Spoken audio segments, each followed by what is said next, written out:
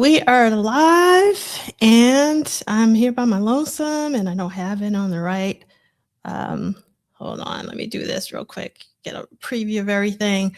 So, I want to say that there is a lot going on in the world right now. I want to acknowledge that. And we stand with Minnesota. And with that being said, we are going to get started with. And I'm so excited because we have the one and only Michael Dean joining us. Hey, what's up? What is up? Trying to catch the last buzzer for last lick. No, I'm so happy that you're here. You were so missed last week.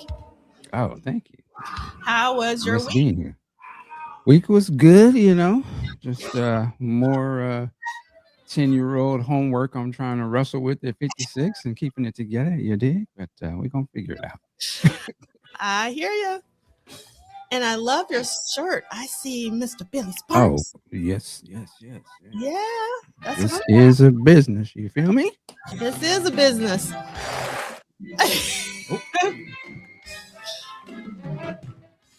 All right. You? I'm good. I'm good now that you're here. And first in the chat is the Boombox Guru. We got Andre Staley. What up, though? We gotta stop the presses for Cassandra. So there is a lot going on in the world that we need to pray for, especially with so many at war. Cassandra got her celebration tickets. Still haggling over the 50-cent discount, but all good. We're going to talk about that later. We're going to leave the salon for the end instead of starting it off because I'm sure that's going to be a long conversation. And we got Anna B in the chat. Oh my goodness, it's not happened before. And I love this. Anna B says that Cassandra deserves an honorable discount. Attending 6 out of the 7 Prince celebrations is a investment. Indeed. They didn't give out. I guess they didn't. Is there something? Well, I guess we'll talk about it later. Something about the virtual punch cards are not punching. No, it's more about the discount than the punching. And then we got Baby Love. Yes, I love this. Good morning, Prince Rogers Nelson fans. I hope everyone had a blessed week. God bless everyone. To God be the glory. We got Drea Dances in the house on this last day of Black History Month. I wish y'all love, peace, and soul. We'll be listening in while I'm working today. We love that. Good morning, Jamal from Austin, Texas. Thank you. Remember to hit that like button, beautiful people. So as you come on in, hit those like buttons and pray to the algorithm gods that do not favor us. Well, I would say me. I know Mike was like, don't put me in this. So we got Nick Felden. They don't favor me either. Shit. Okay. I want favor, Lord. Yes. And we got Nick Felden from Denver. Okay, February the 22nd, Kiss Chart debut was at number 52 on the Hot 100 Singles chart. Thank you for that. And we got Taosophy. What's up, Purple Pod Day? Is today officially podcast day? Because you might know something I don't know, Taosophy. I see what you did there.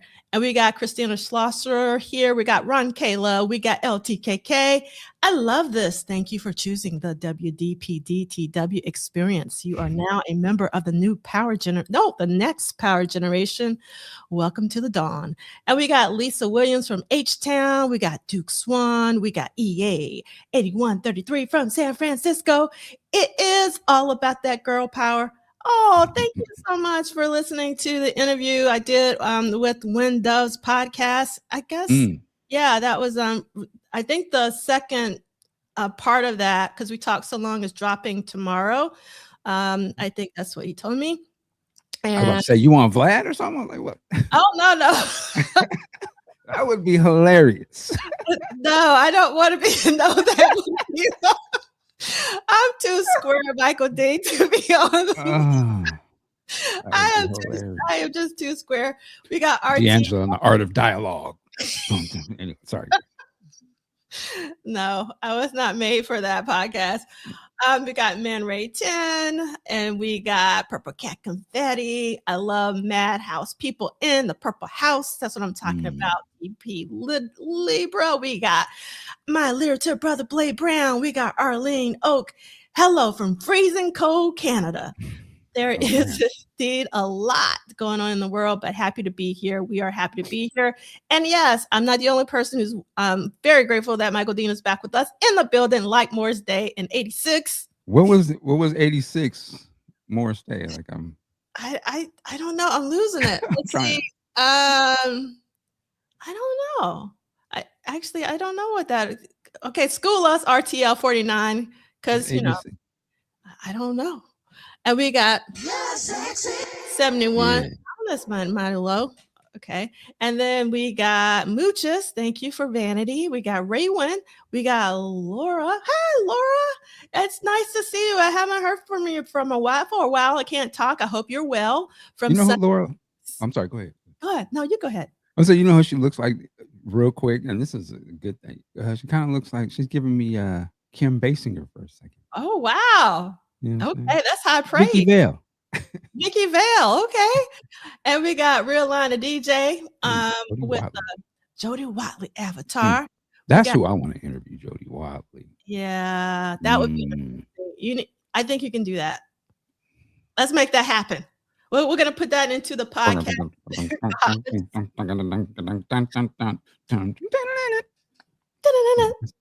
I'm looking for. We're supposed to stay on track. It's okay. We can actually go crazy because we only have 2 dates to read this week. It's kind of crazy, but it's not going to be like that next week. So we can just be all loose and just we can ignore our timekeeper, but we don't want to ignore our timekeeper. Black History every day. That's right. We got Vanessa, who's on the West Coast now. Vanessa, what's up? Yes, I love this. Kim is reminding us salon. It's salon time. See, you're right, Kim. I'm listening. I'm listening. And we got Baby Love again. We got Raywin. I like what up, Raywin? We all love the Billy Sparks shirt. That's right. Salute to Billy. Yes, I love this philosophy. If more of us dealt with what was inside, there would be no war outside. Love that. And we got Sister Charles from H-Town. We got D68A. Thoughts from Minneapolis and too many more things started because of their half-baked mistakes. We get ice cream, no cake. Okay, I'm just catching up with that. Yeah, I like that. Yeah, I like that.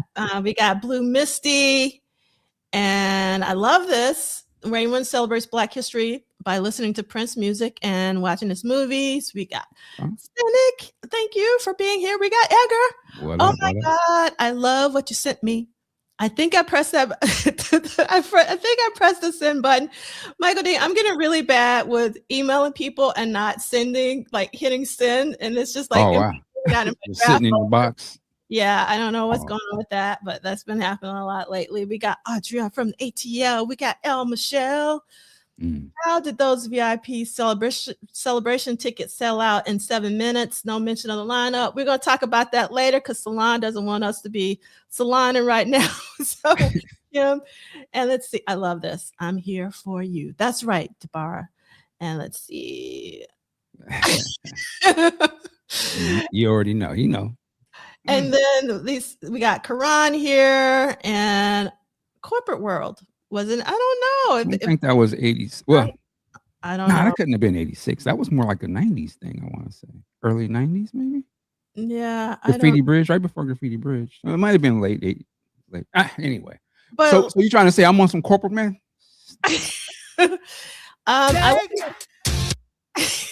Stop it. That's not. Don't tie me to that one. Come on. All right. And so did you know that Morris Day's mom passed? I didn't, because I'm not on the socials these days. So I think I did see something like that. Yeah. Rest in peace. Rest in peace to their family. Yes, for sure. And we got Carol Brooks. We're going to talk about that later. And Laura says, "Oh my God, I love Michael Dean." Thank you, Laura. We love you too. Yes. And we got JD Washington in the house. And let's see. All right. Oh man, thank you. Yes. Love Big Sexy. regarding Black fathers, enlightening and inspiring. And we got a second to interviewing Jody Watley. Yes. And Patrick's has a request. Still waiting for a Sunny T interview, Michael Dean. Still waiting. Waiting for that love. That interview to go down. We hope it does. That would be an amazing interview for sure. And okay, Morris posted it on his Instagram. Thank you so much for that, LTKK. So I don't know where to go. All right, so let's get finished with our housekeeping. This is week 9 of week 9 of 1986 of What Did Prince Do This Week. And it is a very slow read of Duane Tudahl's Prince Studio Sessions book series, as well as a Saturday salon echoing the spirit of the Harlem Renaissance. We're going week to week, not date to date. Today, we are reading Thursday, February 27th, 1986. For those of you who want to get your books ready, Thursday, February 27th. I feel like I'm doing bingo. And then Friday. Is that how they sound at the bingo? That's the one thing I have not yet to do yet, is to go to the casino. I'm going to play my bingo. Yeah. Well, I've never been to a casino with the bingo. I've always been like church functions or something where they do I don't know why, but they do bingo sometimes at church. At least in Alabama. Okay. Yes, exactly. And you do not need the paperback version. Rise. Yes. So this is what we're reading. For those of you who may not know, we are actually reading a book. That's right. Duane is somewhere typing, working on the third one. If you just have that in your mind, like this dude somewhere is at home plugging away, man, on the 3rd edition, and he's like knee deep in it, and I love that. Yeah, and it takes time. It takes time, and we so appreciate it. Yes, I got a second church bingo. That's right. Oh, I didn't know that Catholics are very into bingo. Okay, that's good. All that gambling in church. All right. Let's see. Okay. All right. Is that Theo that just jumped in? Yeah. Yeah. His name on this. Or maybe I'm late. No, it's been House of Theo. It's always, my bad. What's up, sir? What up? Yes. Welcome, Theo. All right. And let me go back to our deck here. So these will be archived at Polished Solid as well as at MDean. But if you don't mind liking, it would really help us, with the algorithms. We really appreciate it. And then obviously you should subscribe if you want to keep up with everything that's going on both channels. And I got one assignment for everybody in the room right now. Hold on. Let me spotlight you. Oh, you can please like it, but do us a favor. Let's do something different. Take this episode, whenever, go ahead and share that on whatever social media platform you want to do it on. Share it so maybe the other Prince fans that don't know, hey, we got something going on every Saturday, and it's just Prince fans, and we talking, having a good time. So yeah, share this out there with all of your friends and family. Okay. dear Chat Estate. How about that? I love that. All right, we're welcoming Mr. He came in dark. He definitely on Black History Month. He's blacker than black. I'm black, y'all. And I'm black, y'all. And I'm blacker than black. And I'm black, y'all. You didn't break into Paisley Park. You're not broadcasting out of Paisley, are you? You snuck into the studio. On the low. Studio B. You never know. Oh, thank you, Duke Swan. I forgot to turn on the chat because I had to manually turn it on. Thank you so much. So I love your new name, Ted. Arms of a TED Talk Space. Listen, I just needed to. Just got to come in here with a little tongue in cheek. You know how we do. We know. I love though, like your visuals right now. Like I'm really bad with my Italian, but there is an art term called chiaroscuro, where it's about really dark darks, and you look like a painting. So I love that. You look like outtake from the classic Death Row pictures, where they have the black. There you go. Put his neck to Suge. Suge's nephew. What's up, Ted? Oh my God. Yes. It's good to see y'all, man. Likewise. Well. Likewise. Thank you for joining us. Yeah. To be honest, I thought you were Celie because Celie is supposed to be joining us. And thank you, Duke Swan, but no apostrophe. No, I'm gonna get some t-shirts made that says no apostrophe. That would be dope, actually. Yes. That'd be That would be. And then we have hello, Ted. All right, let's get through the housekeeping so that Kim won't like start wagging a finger at us. This is our hashtag, and if you want to get in touch with us, you should know the acronym by now. WDPDTW. What did Prince do this week? Why do people dance this weird? And I'm sure Theo is going to put a new one in the chat for us. And let's remember, the estate of Prince Rogers Nelson is not affiliated, associated, or connected with the What Did Prince Do This Week book club series. This is an independent endeavor. And even more than that, community guidelines. We choose to be a community even when we disagree. And that's one of the reasons why I love this space, even though sometimes we disagree, it's all out of love. And at the top of the hour, because this is week 9 of 1986, we played Madhouse 9 from Madhouse 16. We're starting the new record. The second, I need to change that. I didn't change it. Madhouse 16. And you can see, I want to take a little bit of time on this because I think this is interesting. First of all, as we know, Madhouse 8 is pretty much just Prince and Eric Leeds.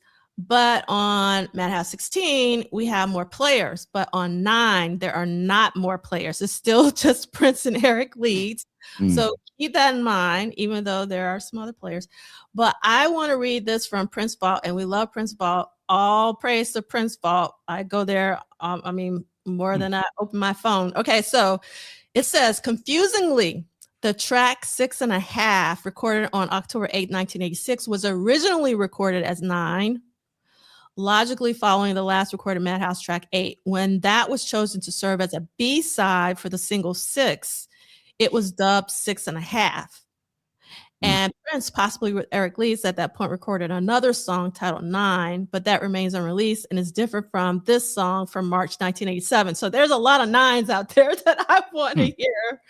So even more reason for a Madhouse box set, because there's a lot of information out there that we need to know. It's interesting. I didn't know it. He was sort of sampling or playing other sort of compositions within the song too. I didn't. My musical knowledge, I guess, I don't know the songs he's referencing. Not at all. Oh yes, I definitely knew about The Sound of Music, even though I haven't seen the film, and I know that's probably blasphemous for some people. But you I ain't seen it either. So.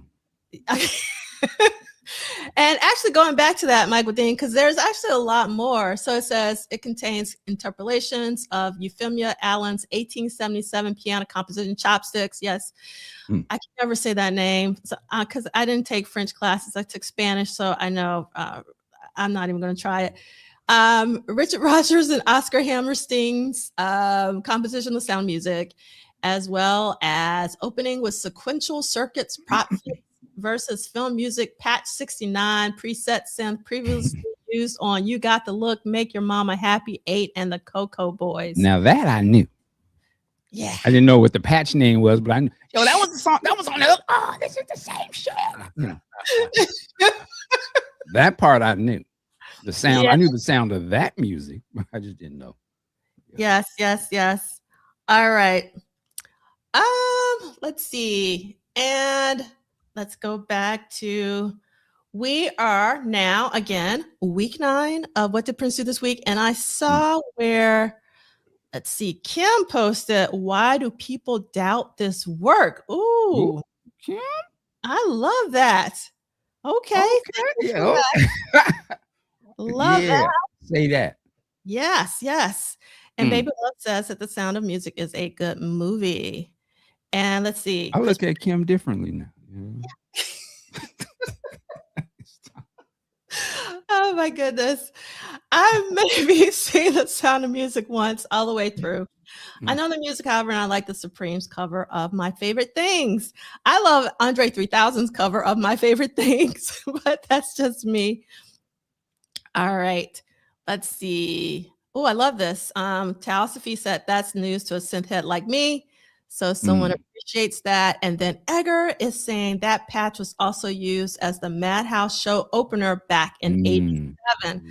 I love our community because our community be knowing stuff. So yeah, I love that. I want to say that Edgar has the best profile image. Yes. That is fire. That is pretty badass. Yeah, it's fire. Yeah. But Edgar is an amazing designer. Just so you know. So that's why. Let's see. Oh, and Theo is saying better than anything I could have come up with this morning. Did you have a late night, Theo? Like, what's going on? Because I thought you were gonna come through for me, but that's all right. Kim came through. Let's see. Wow. All right. Is that how you be doing your students? Yes, that is how I do. I've gotten a little softer, Michael Dean, when I was. No, that was actually real pimpish the way you did that. You know, you kind of bringing up one by downgrading, pitting against each other to motivate. I was like, man, what? No, I didn't see it. Real nasty word. But I guess I need to stop because I don't want anyone to feel that way because that was not my intent.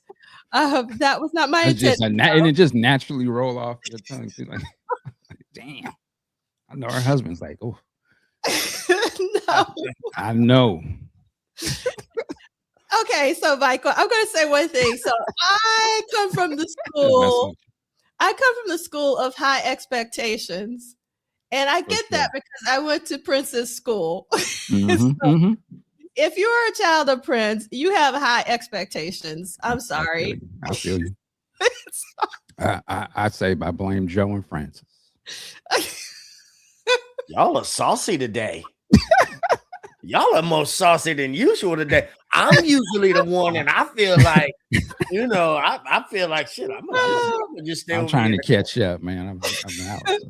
Thank you, Theo. So at least Theo understood. I was coming from a place of love. I wasn't trying to be mean, and that's the thing. Okay, I'm going to stop, and then we're going to continue. I like a lot of times I find that people think I'm being mean when I'm really not being mean. I just really have high standards sometimes. That's all. Yeah, and to be clear, I'm just joking. You don't come off as mean. Okay. Far from that, please. All right. Okay. Awesome. And let's see. What did Edgar say? It is a Bowie tribute. Okay. Yes, of course. Everybody should know that's a Bowie tribute. But we may not have Bowie fans in the house. All right. Okay. Now we're about to get started because we got Avengers Assemble. Lee in the house. See, Lee, we've been bad. We just see Lee. Bro, they on fire this morning. You better be on your P's and your Q's up in here today, sir. Good morning. Hey, I'm just letting y'all know I've been up since 5 a.m. So whatever it is, I got up at 5. I did yard work from 5:30 to 8. Wow. I had a workshop from 9 to 11. I got y'all until 2. I got another workshop at 2. And then I got to go watch my grandson be an escort at the Beauty and Bow at 4. So I guess I'm ready for whatever today. But I'm here because I got to be here. Man, he came in hot, working it like a job for real. You see, he got up this morning and did yard work. So, woo. Look at it. It was the first of the year. So, it's, that ugly spring yard. I just couldn't take it no more. I usually do yard work on Thursday morning. I still get up at 5 on Thursday to do the yard work. But, that first of the spring, you got to knock that first of the spring out. But you can start doing it once a week on Thursday. But anyway, I'm ready to talk purple today. Hey, man, youngins, keep game. You putting in work. I love this comment from El Debarra. C. Lee can't see shit. Ted's on that super, what they call it, aura now? Or something like that's what the kids say. The kids say aura farming. Aura farming. Ted, now they mentioned it. Ted looked like every promo from the Batman era. Like Hilarious. like it's every Batman. He's on his Arms of promo. Orion. Yeah, there you go. There you go. He got that on Arms of purpose. Orion filter on and shit. Not even on purpose. What y'all all hot about this? What I done stepped into? What y'all been all hot about? What I done walked into? They got spiked coffee, dog. There you I go. mean, I came in here all studious and stuff. I'm ready to go to work, teacher. I got my glasses on and everything. Hey, teacher. man, we're on that purple drink, as they say. Yeah. Okay, it's because Celie, I have high standards, and it was because Kim had this amazing acronym. Why do people doubt this work for this week? Which I thought was amazing, and I had asked Theo to come up with one, but he didn't, and I made a comment, and then it spiraled out from there. So yes. Okay, I wanted to really quickly before I forget. I saw Chris said, I saw you reading poetry on Thursday in an exhibit at the Wexner Center for the Arts on Ohio State's campus. Great work. Do you know about this, Celie? No, I don't, but it won't be the first time that my work has been somewhere and I ain't know anything about it. So, Brother Bernays, can you elaborate on what it was? And this gonna trip out Brother Dean because he know I'm like the least hip hop person on the planet. But when Jam Master Jay died, I wrote a poem, and the poem was actually for Chuck D, because if you remember, Chuck D did the interview on CNN and he was openly weeping. And to me, that was moving to see a man who is like the epitome of masculinity to like openly weep. So I wrote a poem for him, and then I wrote another poem called Yes, Tupac, because remember Tupac's song, Is There a Heaven for a Gangster? So I wrote those two poems, didn't think anything about it. They were published somewhere. And I don't know if you remember this guy, hip hop guy used to have what called Davy D. Y'all remember that, brother? Yeah, out of San Francisco, I believe. Somebody, I started getting all these emails, and the brother had posted both of my poems. And it was like, I didn't know anything, and I wasn't upset anything about it. So for installation about Clark Station 2. Oh yeah, so yes, I'm reading a poem. That's part of the so everybody know that Kent State and Jackson State, there was a shooting at Kent State and Jackson State the same week in 1970. Students were killed at Kent State, but the students that were killed at Jackson State the same week never got the same amount of publication. And so I'm in another documentary where they're discussing the Vietnam War and Kent State and Jackson State and the shooting that went on. And I'll just say this for the end.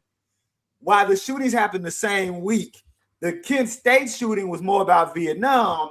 The Jackson State shooting was more about straight up civil rights. So I know a lot of people try to lump them together. So yeah, Brother Bernays, thank you for that, man. But yeah, that's what it's about. I'm in, because my father actually served in Vietnam and was a student, Brother Dean, Brother Ted, was a student at Jackson State the night the shooting happened. So my father said he came from Vietnam to get shot at Jackson State. So yeah, thank you for that. I'm glad to know that that's out there, Brother Brother Bernays. Yep. Yeah, I'll shut up now. I know he probably was tripping when he saw you too. Like, oh shit, I see him on Saturdays on the what did Prince do what? So and just so say, brother, we don't have to prolong it, but Brother Bernays, if you just put in the chat, did you like it? Was it what?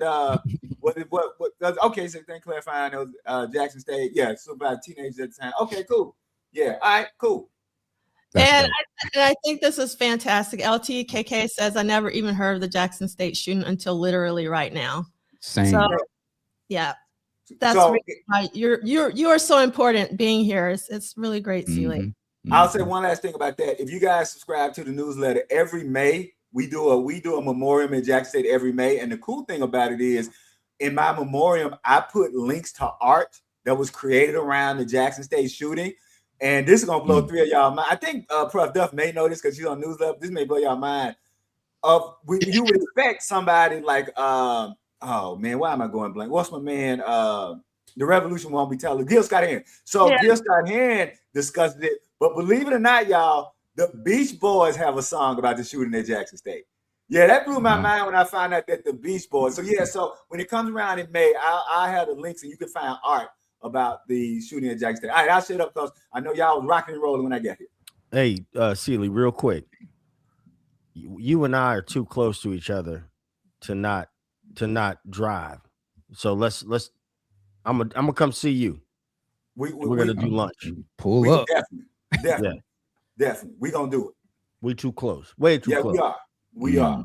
And especially when I used to spend a lot of time in New Orleans, and my wife has been on me for not spending. My mentor, one of my mentors who was based in New Orleans, passed, and I haven't been back since. But I need to. So yes, the answer is yes, and we're gonna do that soon. Let's do it.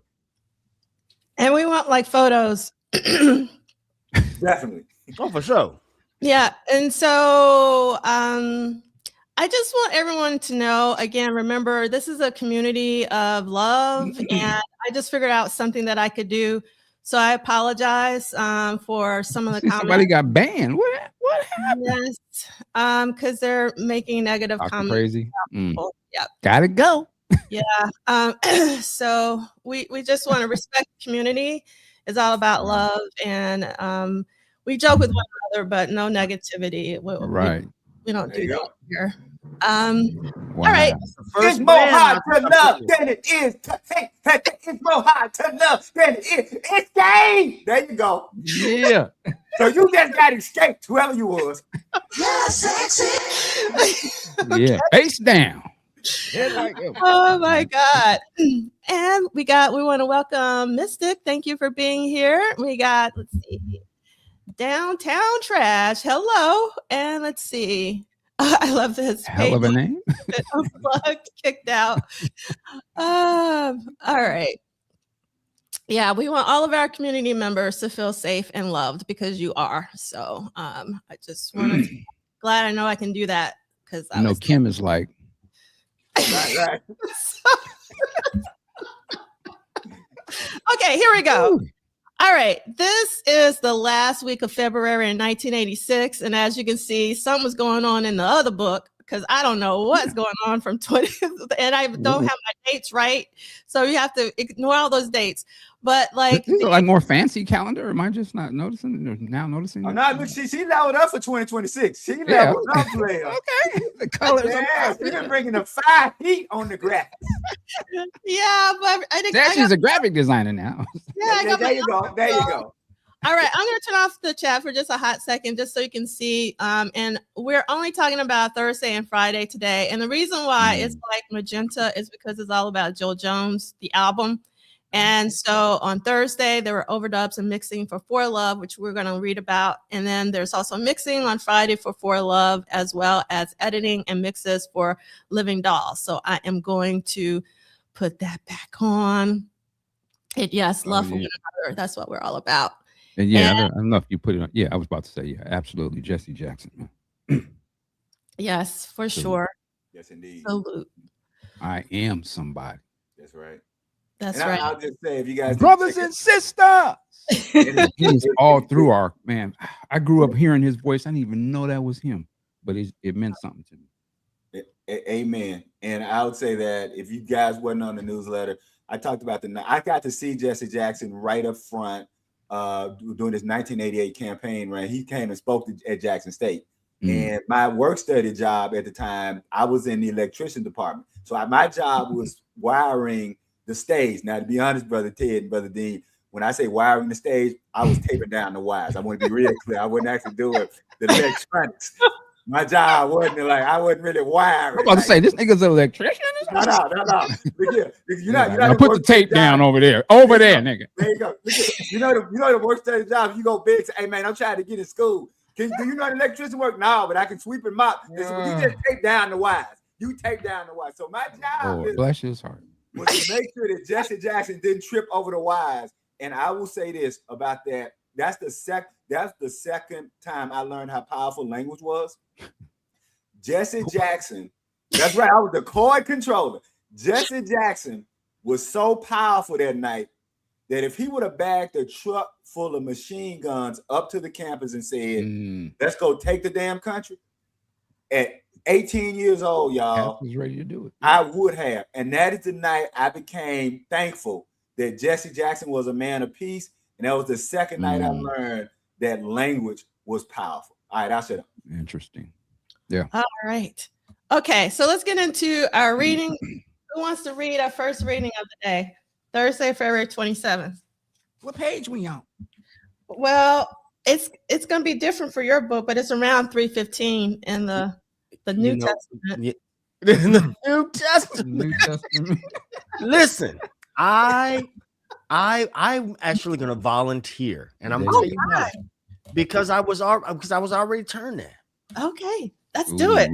Let the Excellent. church turn to the book. Thursday. Take your time, preacher. February 27th. Keep me up. All right.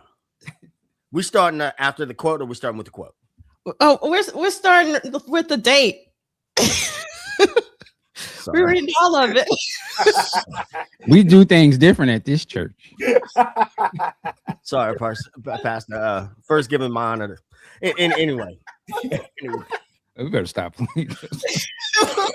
This is a lively bunch today. Oh my goodness. Lord. Thursday, February 27th, 1986. For Love, previously listed as For Love. Overdub and mix, Sunset Sound, Studio 3, 11 p.m. to 7 a.m. Booked lockout. Producer Prince, artist Joe Jones, engineer Coke Johnson. Mixing with Prince was awesome. He knew how he wanted it to sound. Coke Johnson. Generally, Prince mixed the track at the end of the night and listened to a cassette of the show in his car.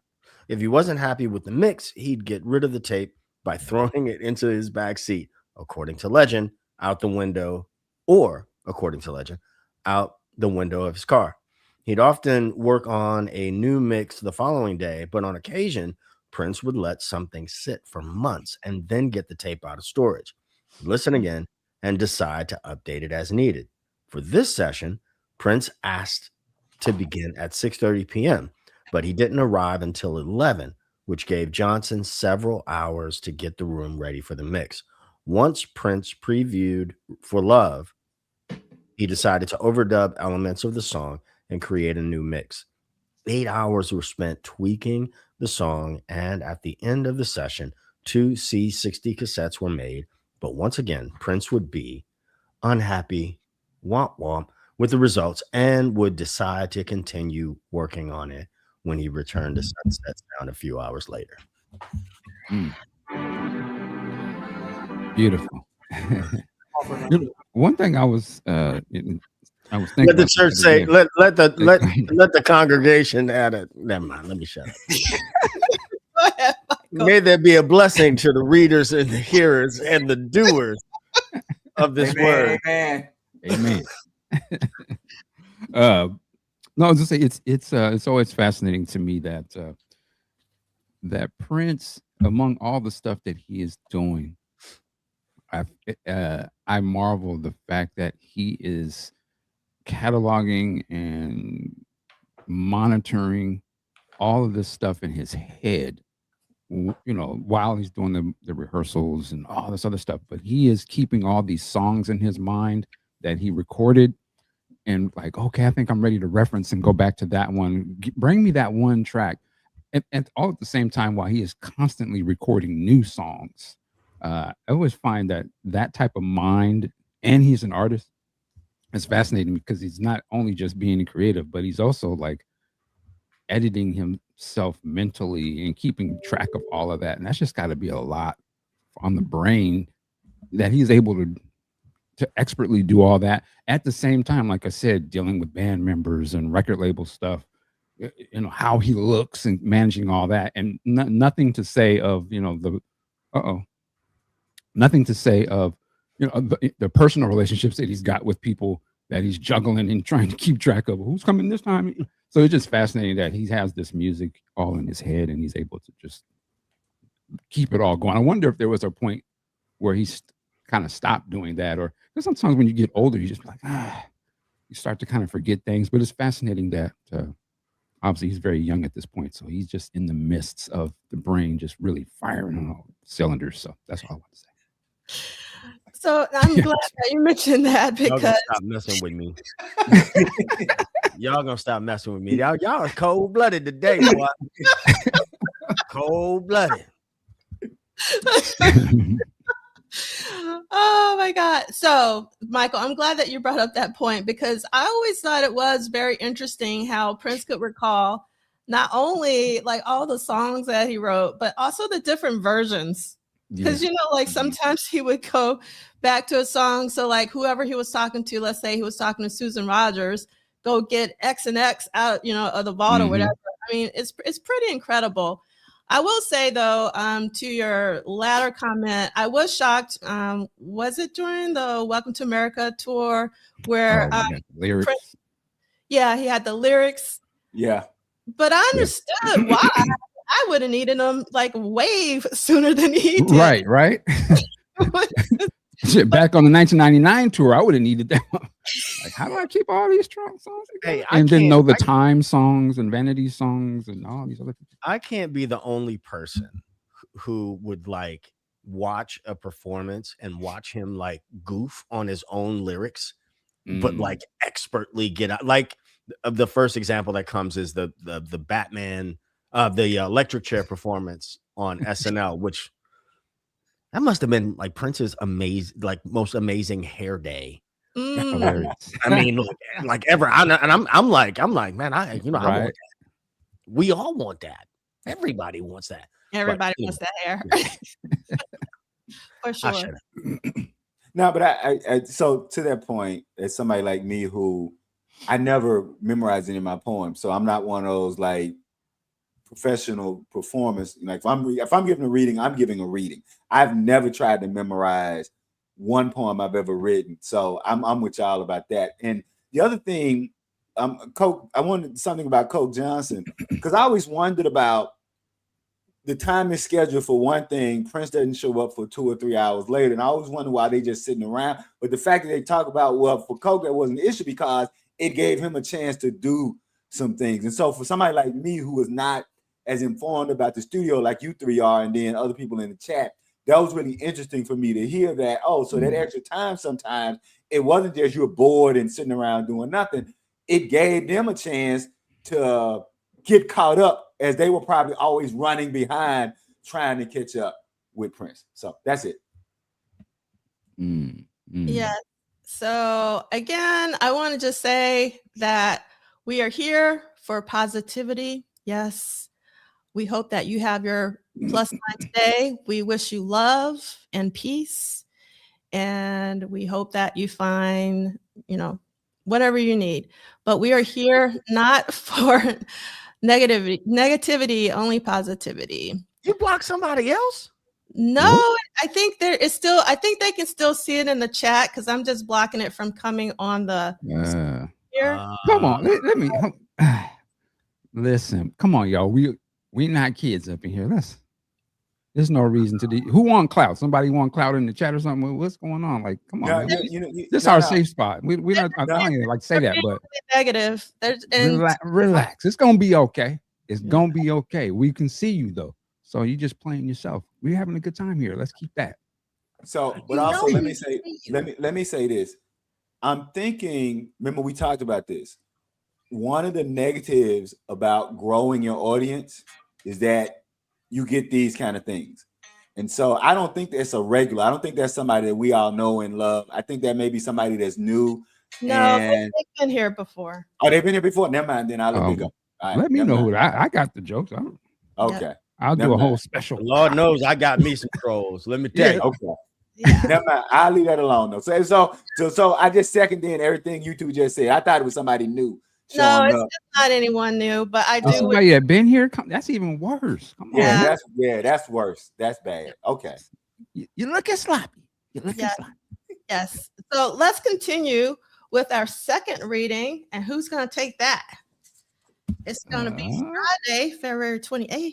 I do it since I was late. I guess let me break out my, Sherlock Seeley. There you go.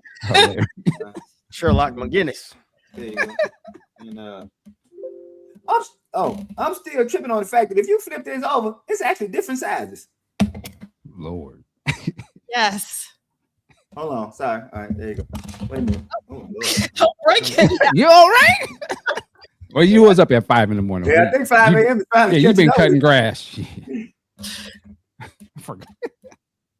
So Friday, February 28, 1986, For Love listed as For Love Mix, Living Doll edit as Mix, and Sunset Sound Studio 3, 5 p.m. to 11 p.m. book blocked out.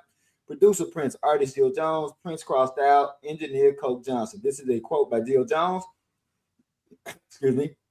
He had a weird thing. It was always power struggles and control to see if you would do what he said. And soon I just stopped answering. In those late hours, those morning hours, because it was just too much. I couldn't do it. It was one great way to get him off track, but he actually did not like that. He liked people kissing his ass. He likes it. And if you don't kiss it enough the way he wants, you're not around. End of quote. When Prince worked on the album, the tone was often discovered as the project materialized. But with Jill Jones' album, Prince seemed to be struggling and was going back several months and adding Living Doll, a track he recorded the previous spring. Quote, the only thing I didn't like was being a living doll, declared Jones. I tried to not take all those things and make them little translations of myself because they were songs that objectified certain things. It was the deeper songs like Violet Blue and other things that I thought had more meat to them, end quote. Living Doll was added, but within a few months, world events would make Prince reevaluate the use of the song on her album. Work continued on Living Doll and For Love, but by the end of this abbreviated shift, no decisions had been made about their use on the album. 2 C60 cassettes were created of the songs, and the following day, Prince would bring both songs back into the studio for additional attention. The album bounced around creatively, but David Z and Jill had a lot of latitude when it came to their sound, according to Jones. Quote, I think Prince also trusted me to go my way because once Miles Davis actually gave it the stamp of approval, we played it for him and it kind of was finished once Miles heard it, technically. Prince told me, Miles loves you. He just loves you. End of quote. What song were they talking about that Miles was listening to? I think the whole album. I think the whole album, yeah. Oh, interesting. Yeah. I don't remember reading this the first time I read this. I think this is really fantastic that the Jill Jones album got a thumbs up from Miles Davis. Like, that's pretty incredible. I'm hoping that someone in the chat, or maybe C. Lee, because you know I'm not down with the lyrics, especially not for Living Doll, because I've never liked the song. But Duane wrote that Living Doll was added, but within a few months, world events would make Prince reevaluate the use of the song on her album. So do you know what lyrics while y'all talk amongst yourself, I'm gonna just check it out just to see if it'll give me an idea, because it's been a minute since I've really listened to Doll. Living Doll was one of my, like, toward the end of what I liked about Jill. Mm-hmm. So I haven't really, so I'm gonna just check it out just to see if it'll give me a clue what was happening at the time. What else was happening at 87? Was that's what I was trying to think about. The shuttle that was 87. That's 86, wasn't it? This is 86 though. We're in 86 and we're in February of 86 in the book. So Baby Love, just so you know, it's actually I didn't put it in the company playlist, or maybe I did. I think I did. If not, if you do your Googles, as Michael Dean says, you can find it. And if not, I'll make sure I put it in the company playlist. But it's one of those, it's kind of like, it has the vibe of a song like Bite the Beat, kind of, right. Just musically, it's kind of in that vein. It's a little slower than Bite the Beat though, but like, I don't want to hum it because it's going to be probably bad, but I don't like the song musically, and I just didn't like the idea of a living doll, so I was just like, I don't need to figure out what he's talking about because I don't want to hear it. I do that sometimes when it comes to Prince songs. So, okay, Duke Swan says, I'm just discovering Living Doll and I like it. Was that officially released or no? No, it was never. No. And I love this quote from Theo. This pretty much sums how I feel about it. Returning Living Doll to the toy store, unsatisfied customer. That's right. So, Ted, how about you? Have you listened to or heard Living Doll? I'm not hip to that tune at all, but I can say that Violet Blue is probably one of my favorite tunes of that entire era. Yes. That entire era. Amazing song. Yes, agree. I mean, that was the song when I first listened to the album that really stood out to me was Violet Blue. And but the one that I guess that is sort of my go-to now is All Day, All Night. Like if I gotta listen to Jill, like that's the first one that I want to listen to. But yeah, it's a really incredible album. If you haven't listened to it, I highly recommend that you do. If you go to Peace Biscuit, and I think it's BISQUIET or something like that, or I'm probably messing up the spelling because they don't spell biscuit the right way. You can listen to the entire thing. And okay, so Blake Brown is saying that the last half of the song musically is fire. I probably need to listen to the whole song again because I just can't get through the first 30 seconds. I don't know. You talking about Living Doll still? Yeah, Living Doll. Yeah. Yo, right there. What was the one you said about Theo recording? You recording the bass line for that's right. Man. That's right. That's what dude, you don't understand though. That clip probably blew your mind. I was like, me and my partners, because we just had VHS, and we're all like, who can get the closest to whatever that was. You know what I mean? But I was gonna say the monologue in the beginning of All Day, All Night is just like I'm like, what did she say? Yes. Make love to others. Disgusting as it seems, it intoxicates me. Yeah. To the point where let me stop. But the funny thing, that's Prince's get down. Like he's it's just like you gotta be a different type of brother. And it's on some it's really lightweight on some like weird stalker type stuff. You know what I mean? But like in some way you can lightweight kind of let me get up out my business. But you know what I'm saying? Yeah, you know what it is? That's the kid. Like, it's some weird voyeurism type stuff. You know what I mean? See the kid from Purple Rain doing that. Yeah. All right. Okay. So I just going back to it. I have no idea what that could be because it's one of those songs where the only people who could be offended by Living Doll were people who weren't listening to it. But not what I'm saying. Yeah, there you go. No, but what I'm saying is that the whole point of the song is that this particular person wants to treat her like a living doll, but I'm so much more. And only people who know that are the ones who can get with me.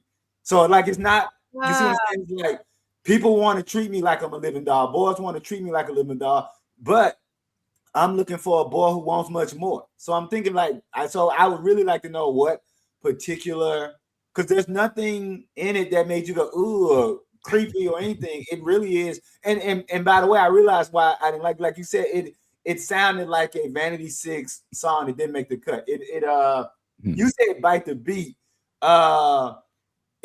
It's more of a song that makes you do this. Yeah. Right. So and we had heard enough of those like that. How does it make you do? How does it make you do? I missed it. How does it make you do? You know that dance. Yeah, Carlton. The American Bandstand dance. It's like you're doing it in reverse. Your blackness is fighting it so hard. It's like, God damn. And what was sad is I really used to do that dance really well when I was 15, 16 years old. Was that age destroys everything. But somebody said I just do the Carlton. Yeah, exactly. Like so I don't know because it really is one of those songs. So I also find it interesting that Jill wouldn't have liked it because she's saying I'm more than a living. It's not I'm a living doll. She literally says I'm more than a living doll, and I want a guy that wants more. So it's gonna be interesting to see what that other thing would have been. So that's it. Okay. Well, I will go back and re-listen to it, but I still don't like the music to it either. Right. It's like da da da da da da da da. I don't like it. Yeah. That new wave vibe had its you can take that in. I could take that in small doses. The Mm. new wave thing. Yeah, I mean, I like new wave. I like new wave. Yeah. Like for me, it has a little bit. It's definitely new wave, but also a little rockabilly mash. Yeah. Yeah. Hey, but you know what? You know what now? Now you asked me to do a video, and I haven't gotten around to it just yet about comparing and contrasting these funk guitar styles. But Mhm. I'm glad you mentioned rockabilly, because there is a whole slew of the Jack You Off, Delirious. What's another one? Like that Prince Horny released. Toes. Horny Toad. That's it. That have that real rockabilly kind of feel to 'em. Yeah, Sorry. for sure. All right, so we're going to get to the end, unless and go into this segue to the salon, if everybody's okay. So far in 1986, there's been 30 studio sessions total. I need to compare this to last year. I'll do that one day, because I think it would be interesting to see how many songs he's written by this time in 85 and 84 for that matter. And then so far there's 9 new songs, and let's see, where am I going? All right, here we go. This is what I'm sure everybody wants to talk about. I don't know if Cassandra is still with us, but the early bird tickets for Celebration were released yesterday. And first of all, I really love the graphics. I really love the number 10 in Celebration, because it's 10 years since Prince's passing. I thought that was really clever. And obviously we love Christopher Tracy. So seeing Christopher Tracy in the Celebration graphics really warmed my heart. And they are also, I guess I need to go to, hold on one second. Let's see if I can pull it. Celebration. Where is, okay. So I'm really excited. Let me share this tab instead. That they're celebrating Parade, Emancipation, Chaos and Disorder, The Rainbow Children, and 3121. So I thought that was like really incredible to see. Yeah, it's on the Paisley. If you go to Paisley Park website, because I was trying to find, like if they had any listing of what was going to be going on. So you can see with the early bird tickets, which are sold out for the VIP, which were $1,250. I'm assuming they're going to sell more, but I don't know, because we're not a part of the estate, because they have it X'd out that they're going to be $1,400 on ticket release day. So you are getting a bit of a break. And also, if you've been to 3 or more celebrations, you should have received a 20% off discount code in your email if you went to 3 or more. And what Cassandra was talking about, I didn't go to Celebration. The celebration, since Prince passed, last year's Celebration was the first celebration that I didn't go to. But supposedly, if you went to all of them since Prince passed, you were supposed to get a 50% discount. So Cassandra is saying that that's what she's still kind of haggling, is making sure that, she's getting her 50%, because it sounds like she only got 20%. 50% is a good deal, man. Yeah, 50% is it's a great deal. In fact, I love that they're doing like discounts for people who have gone in the past. I think that's really, really good. So but the VIP sold out, and I think someone put in the chat, El Michelle said it sold out in 7 minutes. But we don't know how many were released. I'm all about numbers. Like that's the reason why I want to know numbers for how many box sets have sold. And we don't know how many VIP early bird tickets they actually sold. So that would be interesting to know. And yes, so I'm sorry. So the VIP is sold out? Yes, for the early bird. For the early bird. Because with the way I'm reading this, because when they do go on sale, and I don't know this for sure, but because it's X'd out, they're going to be $1,400. Oh, This is just the early bird. And then for the general admission, the early bird is $700. And then when they go on, regular ticket sales, it's going to be $900. But like if you've gone before 3 or more times, and you got your 20% discount through your email. So check your email if you're planning on going. Like this 700 would now be 560, and like the VIP would have been 1,000 if you used your 20% code, and $200 is like a hotel room night. So I mean, it actually, that discount is really good in my opinion if you are gonna go. And Kim says, no celebration without sponsorship for me. Right. Yeah. Yeah. And you know, I'm with DeBar as well. I was disappointed that there's nothing for Record Store Day this year. But let me tell you what is a Doors release. There is always a Doors release for a Record Store Day. And I really wish that the Prince estate would follow suit with having a Prince release for every Record Store Day, because, you know, Prince has the stuff in the vault in order to do that. And okay, so Cassandra is saying they can't release them all until some of us show our receipts. All right, so I'm glad she said that. This is gonna be different, but kind of the same. I understand what she's saying there. So I am a lifelong season ticket holder for Jackson State Athletics. So what happens is that when, say, football season, so when season tickets go on for football, the first 3 months are just for those of us who are season ticket holders. So the only people who could buy Jackson State tickets for the first 3 months they go on sale are the season ticket holders, because they need to see if all of us are going to claim our season tickets. And then once we get that 3 months, they'll then open it up. So like if you had, so Brother Dean had a seat that he had for 10 years and decided, I don't want the seat this year, at the end of those 3 months. So from what I'm hearing, what Sister Carol is saying is that they need the receipts from everybody who's going to get these discounts first.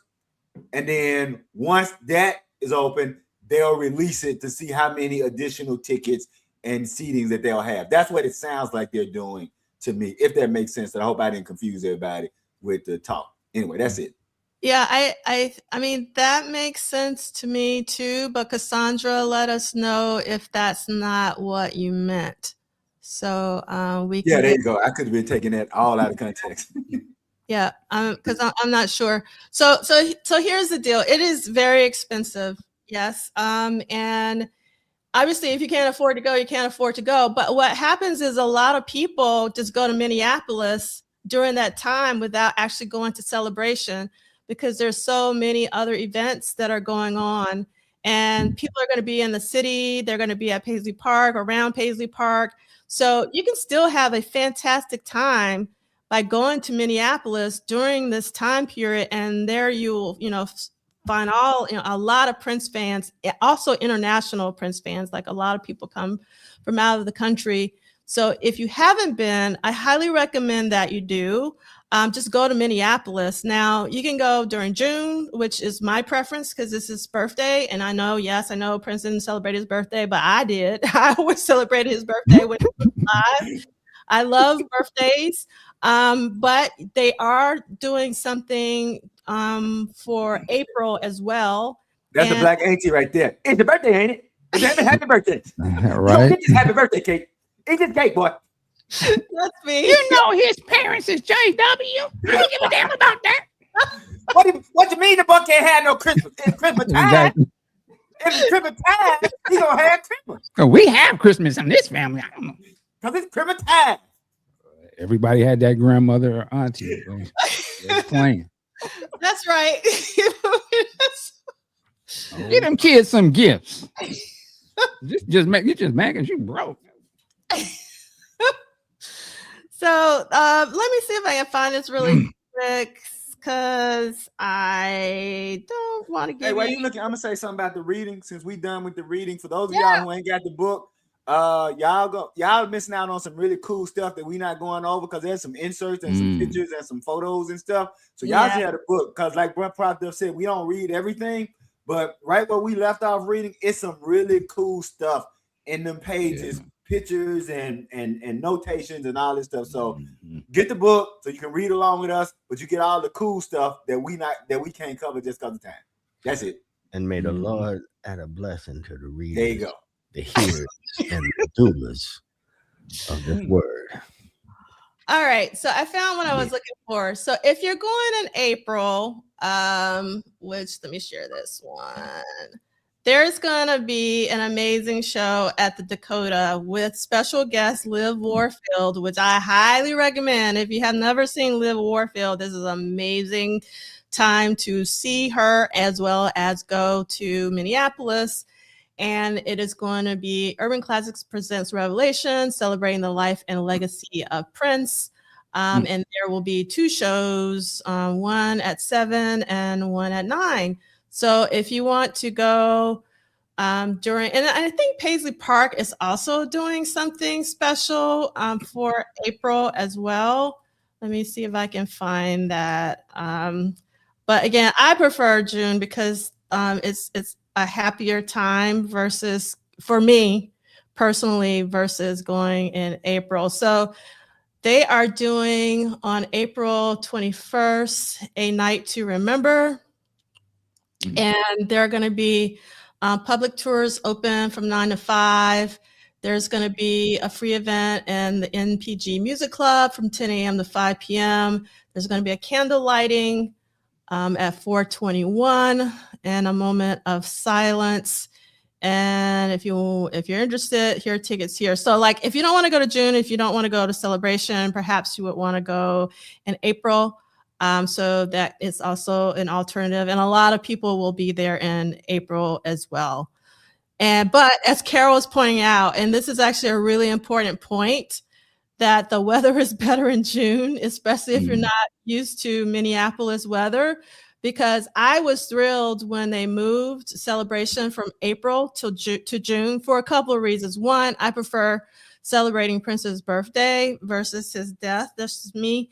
But also there was one year, I want to say it was 2018, when there was like a really bad snow blizzard in Minneapolis or something. And I remember walking over. Yeah, the first Prince of Minneapolis. The first Prince of Minneapolis was a snow blizzard, and I had to walk to the damn place every day in the snow because I caught myself getting something close where I wouldn't have to do Uber. So I walked in the snow every day.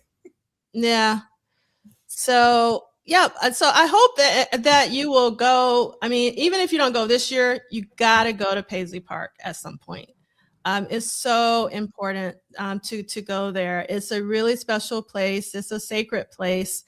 So even if you can't go for Celebration, you can always, they're doing tours at Paisley Park. So we want to support Paisley Park, because my thing is, I don't want it to turn into a car dealership, because they're doing a lot of building and changes around Chanhassen.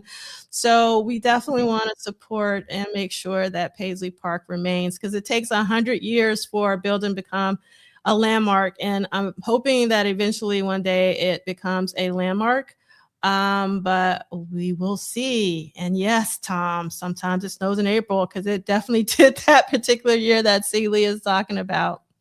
All right, so I want to go back really quickly to the slideshow, if I can get it to, and kind of go through really quickly for those of you who are interested in going, what is the difference between the two, meaning general versus VIP. And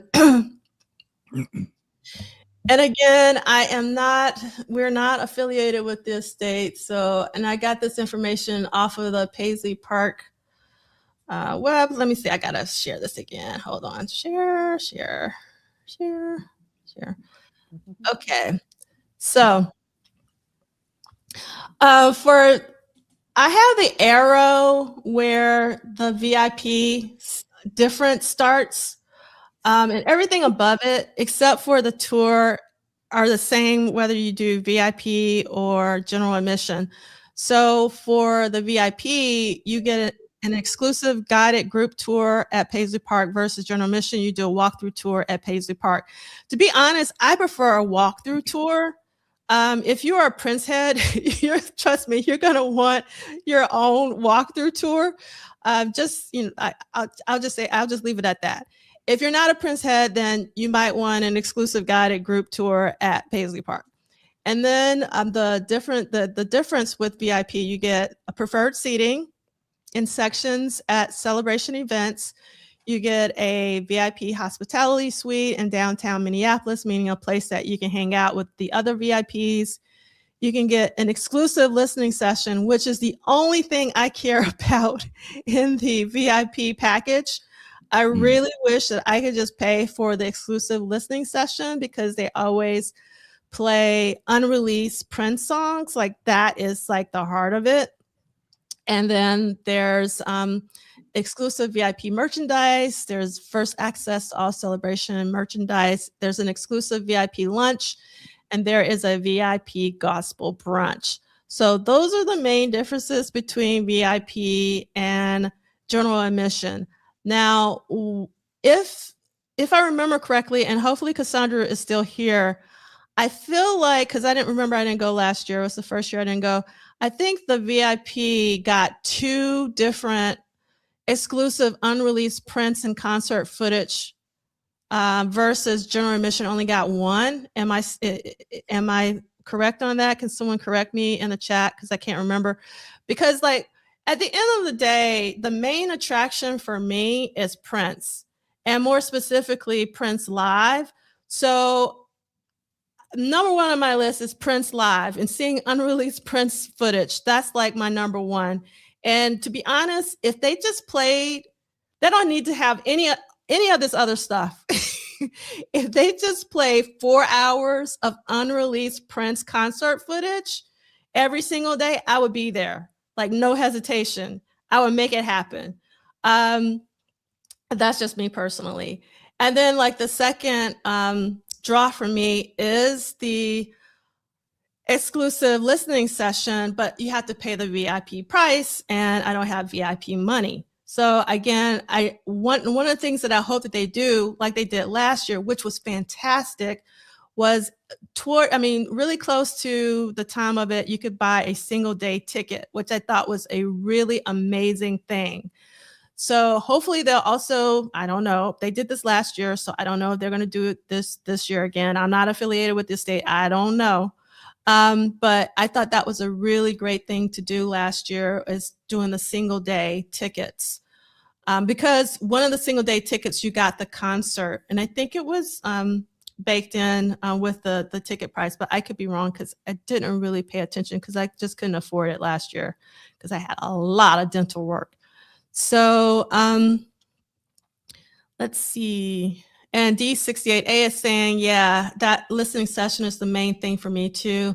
I think for me that the listening session is not the main thing though. For me, the main thing is actually the unreleased Prince concert footage. That is the main thing for me. Give me Prince live that I haven't seen. I will be there. I love the listening session too. I just wish that it wasn't tied to the VIP ticket. I think because it's just so, it's a really expensive trip if you put into the flight that you're going to have to get, as well as the hotel room, and then you got to eat and all of that. So I just feel if people are really making a concerted effort to be there, I really do think that when it comes to the main Prince stuff, that everyone should be able to experience it, because we're there for Prince. I mean, again, Prince is the main attraction. And going back to like El Michelle, like, and again, this is just my personal opinion. And remember, we started this conversation about high expectations. They could save a lot of money. They wouldn't have to, I don't need any panels. I don't need any live concerts. Just give me Prince live footage that I have never seen. They could save a lot of money. And I think a lot of people would come, especially if they would have, like, for instance, they're talking about, honoring all of these different eras. So like, what if they had like a parade day of concerts? What if they had, an emancipation day of concerts? I think that would be pretty cool, or after shows, or, whatever, or I don't know. I think that would be pretty cool. Yes, that's what I'm talking about, LTKK. Yes. Yeah, I'm with that too. How many times have you been to Paisley, D'Angelo? I would have to know when they started. So I think it's been 7 since he's passed, and I've gone to 6. I never went to Minneapolis while Prince was still alive because I knew I wouldn't leave. So that was like my kryptonite. I literally said I'm never going to Minneapolis, and I was dead serious because I knew like I was going to be like chasing around like when he's gonna play and all this kind of stuff. And it was already stressful enough being a Prince fan. I mean, I think that's one thing that people don't understand about, and I spoke to this in that Windows podcast that I just did, so it's top of mind. I got really stressed out when I didn't get Prince tickets. I mean, like real stress. Same. Yeah. Like, I mean, crying tears, trying to get the tickets, you know, and it was really tough. So I think that's another reason too why I would really love just the live footage, because that was like what I live for. And I think it's important for people to see Prince live, meaning, you know, perform live, especially if they didn't have the opportunity to see Prince live. Yeah. So I think that's really, really important. God, I went to he played a San Jose State Event Center. I think it was 97. And no, it wasn't that. He played there twice. And one show I went to, I had no tickets, and I rode my motorcycle from Oakland to San Jose, and I was like, I have no idea how I'm getting in this place. And I think I was like at the door, and they were letting people in, and somebody hooked me up with something. But I remember that stress. Yeah. Yeah, it was real. It really was. That's people remember these Prince concerts are the only concerts I've ever done 2 things for. One is go to the venue like 4:00 in the morning and kind of camp out. I've never done all night, but I've done 4:00 in the morning. And if you remember this, being on the phone for 2 hours with Ticketmaster. And so I had to do that because I have no idea why I thought I was doing this, but I remember the Love Symbol tour. I got on the phone and my dumb butt, and I don't know, you know, sometimes just things pop in your mind. So I got on the phone and I stayed for 2 hours and I got tickets. And then when I got the tickets, I realized, like, why did I just buy 2 tickets to New York? I'm gonna drive from Mississippi to New York. So then I had to get back on the phone a day later and stay on the phone 2 hours to get 2 tickets for Atlanta at the Fox Theater. But so I literally bought 4 tickets for the but being on the phone a total of 4 hours. And there's nothing more hurtful than you on the phone for 4 hours and that automatic voice. Yeah, tickets to Prince and the New Power Generation have just sold out. Thank you for your consideration. What happened to the New York tickets? You got them in a case somewhere? No, I always hate that I didn't keep tickets. My mama's twin lived in New York, and he sold them for me. Gotcha. My mama's twin lived in New York, so he sold them for me. But I was still like, I wasn't even thinking about flying or nothing like that, because if I was going to buy the money for ticket, I wasn't going to have a plane ticket. So I was going to have to try to drive. And then I was like, no, I'm not going to do that. But just like you said, staying on the phone for 2 hours or going. I remember the first time my stepson ever did anything like buying concert tickets, I took him with me. We left Jackson, Mississippi about 2-3 in the morning to get to Birmingham before the venue opened. And we waited out. We got there about an hour and a half before the venue opened. And I went to sleep, and my stepson had to wake me up and let me know that they were lining up. And so we ended up being third in line. And what's funny is that my stepson is in his 30s. He's a grown man with his own son, but he always brings it up like, hey, man, you remember the time you took me as a kid to Birmingham and we bought those tickets? So, yeah, that was the first time he ever bought tickets. And he and my stepdaughter, and they go to all kinds of concerts. He always says because I took him to Birmingham 4:00 in the morning to get tickets for Love for One Another. With those, we could stay on this thing for hours. I'm sure all 4 of us. and talk about, all these experiences. Those like new. I won tickets one time, a radio show in the Bay Area, by identifying 7 Prince songs played backwards, snippets played backwards. Wow. And I was like the dude from Car Wash. So I call in, and I was working in a warehouse at the time doing the UPS desk, and all the guys it was about 8 of us, but all of them stood around the desk and they're playing these songs backwards, and they're all looking at me like, how did you do that?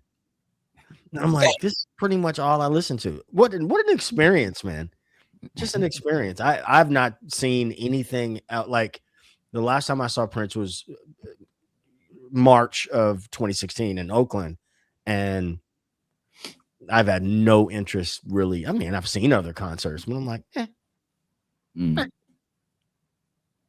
I will say, I'm glad you brought that up. It's funny when I think of all of the concerts, and y'all know me, music, I just haven't kept up with modern stuff. But somebody asked me one day, and they were being funny. They was like, well, is there really anybody living that you want to see? And I remember I had to stop him, and I was like, damn, is it? Like, because when I think of most, what's sad is probably over half of the people I've seen, like if I go back to like from being a child to now, probably over half of those people are no longer with us. And I had to think hard. Like, so people who I've seen who are still alive, who are out there, like I've seen Def Leppard, I've seen Journey, the Police broke up. And I was trying to think about people. So kind of like in that vein, it's like I'll go if it's a local show and maybe there's a local band or something opening up or something like that. But yeah, so I'm kind of like, my live experience. If the time is close, I'll go see the time. Got a great story about Monica and I were going to see the time about 2 hours away at one of the casinos. We got all the way there. We got out the car and we both looked at each other and realized neither one of us had the tickets. Oh no. So, and I often talk about this because my wife has this like really big faith. I'm not really a faith-based person like my wife. So we were mad at each other. We were getting ready to go back. And my wife was like, just park the car and let's just go in. I was like, it's sold out. What do you mean let's just go in? And so I go in, we standing by the line. I don't know why I'm standing there. And when I say like this older white couple, this white lady walked up to me and she said, are y'all trying to see Morris Day? And we said, yeah, but they sold out. And she reached into her pocket. She said, we bought tickets for our son and his wife, but they don't like real music. Y'all can have them if you want. And that's one of those, like, I was gonna go home, but my wife was like, "No, what? Let's not go home." And that's a bigger story. So that's another one of those cool stories you get to tell around being around Prince and Morris and the fans and what Prince and fans are like. That lady just looked at me like, dude is standing there. She just walked over and I tried to pay her, and of course she wouldn't take the money. That's incredible. So, yeah. Wow. It really is. I want to highlight this comment because I think it's really important, and because I am with yes, I am with you. I'm jealous of anyone who witnessed the iconic Sign of the Times tour. I was waiting for that tour. It's like I wrote this to come to America, and he was over it. So I'm still mad about it. I'm right there with you. Yes. In fact, I didn't know Edgar at the time, but I hated Edgar and all them over there. So Edgar, if you watch this on delay, Edgar, I hated you in 87. I didn't know you in 87, Edgar. You, who else over there? Give me some more names. All of them, goddamn. Youngster Prince Ball, like all y'all. I hated you, Edgar. Just so you know, in Pierre Nielsen or Nelson, all y'all. Good brother Lee Christian, all of y'all. I hated all y'all. Yes, I love this from Theo. I wasn't even alive, and I'm mad about it. Man, Theo, listen. Oh my you know God. You don't know what it's like. I think it was it was some magazine. I feel like it was Rolling Stone, and they had pictures from the Sign of the Times tour in there. And it was that picture with Cat.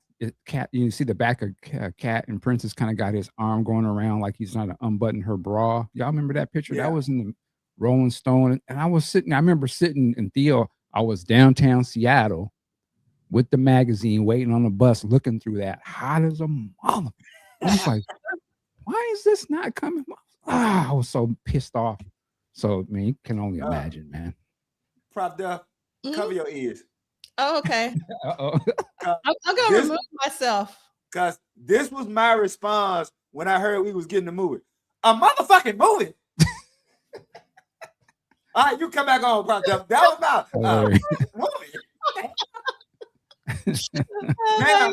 Now, for those of y'all in the chat who never heard this story before, I went to see the movie at the regular movies. And if y'all don't know, back in the day, after the movie had its regular run, it would go to the dollar movie. If y'all remember back in the day. I saw the movie twice at the regular movie. It went to the dollar movie. And in Jackson, the dollar movie was right down the street from Jackson State.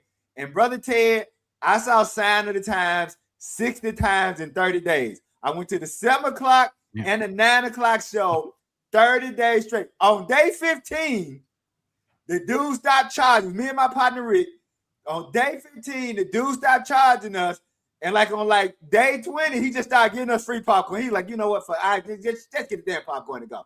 In fact, by the last 2 days, because it was a dollar movie, we would walk out and Hobo would have a sign up, just close the door lock itself. Because we were the only two fools for 30 days. So I saw Sign of the Time 60 times in 30 days. That's it.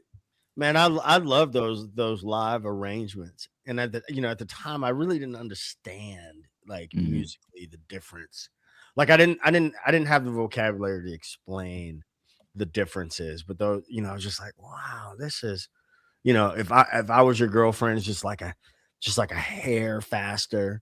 You know what I mean? I don't know. Just I was mad about that as well. I would have loved to see it, but also New Orleans stopped getting.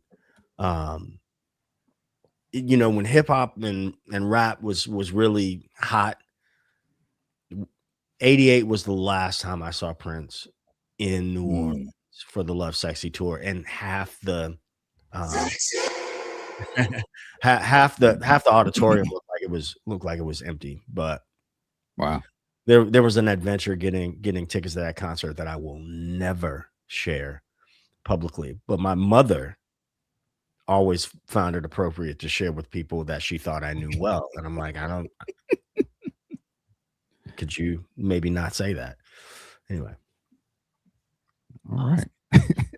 All right. So I want to give thanks to the timekeeper, because I wasn't aware of this. And I think this is super cool. So Better Homes and Garden has a new rose inspired by Prince's Most Beautiful Girl in the World. It's soft pink, powerfully fragrant, blooms into fall, and is easy enough for beginner gardeners. And the reason why this is cool, proceeds support arts education through Live for Love charities, making every bloom a tribute to love and legacy.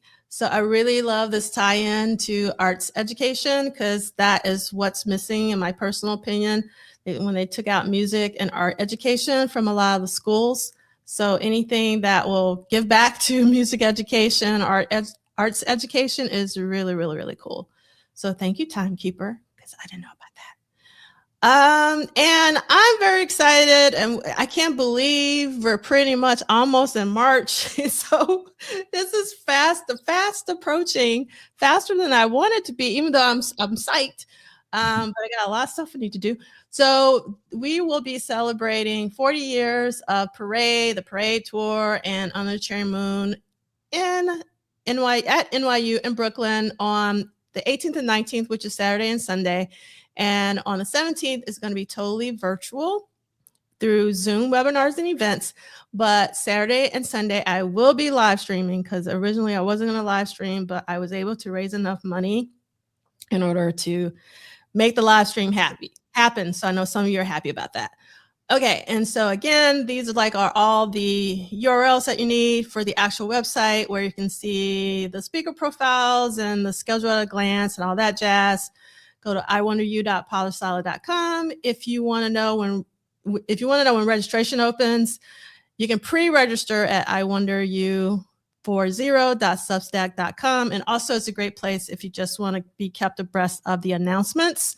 So go to iwonderyou40.substack.com. And if you just want to remember one URL instead of two, just go to iwonderyou.polissolid.com because there is a link to go to iwonderyou40.substack.com. And we will be in Brooklyn like we were for Erotic City 40, as well as Triple Threat 40. And we're going to be at 370J. So I'm really looking forward to that. I hope that you are too. And remember, if you are coming, Law is going to give an amazing live performance in Manhattan, not Brooklyn, just so you know, on Friday, April 17th at the Cutting Room. So if you want an explosive performance, Law is really incredible. And I'm not just saying this because I know him. There are so many times I've seen Law live when I was really not having a good day, but after I left that his performance, I would feel like I'm on cloud 9, because not only is Law a musician, but he's also a dancer. He's also a singer. Like he raps, like he does it all. Like, so it's like a crazy performance. So if you want some live music in your life and you're coming to the symposium, I highly recommend that you get a ticket to see Law, and Law will be participating in the symposium. And for those of you who are going to Celebration, if you get there a little earlier, there is another Prince conference that I don't have anything to do with. In fact, I'm not even going to be participating because unfortunately I have a conflict with an NYU event. So, and I'm really bummed because I was really looking forward to participating and listening to all the other presentations. So if you're able to get to Minneapolis early, you can go to Dance On Prince Conference by the International Center for Prince Studies. And they had extended the call for proposals. I don't know if they're still accepting them or not. I don't know if Arlene knows if they're still accepting proposals, but the International Center for Prince Studies is doing that.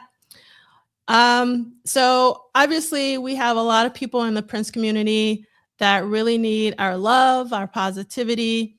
So please send love to Troy as he unfortunately has to battle cancer again.